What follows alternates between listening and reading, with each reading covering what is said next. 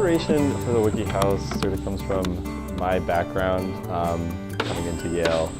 I had studied architecture and had always been interested in built systems, but was interested in a way to build that might end up improving an environmental condition.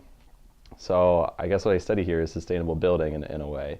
So I came across the idea of the Wikihouse and thought, hey, here's a pretty neat idea that promotes material efficiency, has a neat way of things are put together. I also didn't have a lot of building experience, so I thought this is a great opportunity for me to study exactly what I focus on here at FES and at Yale, and then also get a chance to get a little bit of building experience under my belt. When Peter first came to me and suggested this idea of a Wikihouse, which I had never heard of, I was excited from the get-go. That said, I was also a little bit hesitant. I had to know what this was, how it was actually going to go up, and how long it was going to last.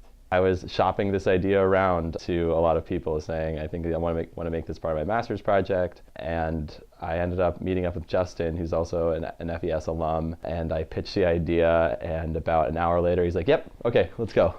The answer to whether this Wikihouse would have relevance to the greater West Campus community relied upon me reaching out to a few other groups and thinking about whether this could be used as an outdoor classroom, whether it could be used as a different type of space at Yale. And I think the answer quickly became yes. One of the neatest things about this project was that I got such a wide swath of investors and supporters from not only the Yale community, but across the Connecticut community, along with 5 different institutions within Yale that provided me funding. I also was able to partner with Breakfast Woodworks out in Guilford, Connecticut. And the guy over there is a Yale alum, and he sees this project and scratching his head being like, I don't know what you're doing, but it looks pretty neat. So they were fantastic and ended up being critical in seeing this thing all the way through. On paper, or rather in digital paper on screen, the tabs that we cut out slotted very nicely right into the holes that they were destined for. In practice, as we put this together in the late summer and early fall in New England,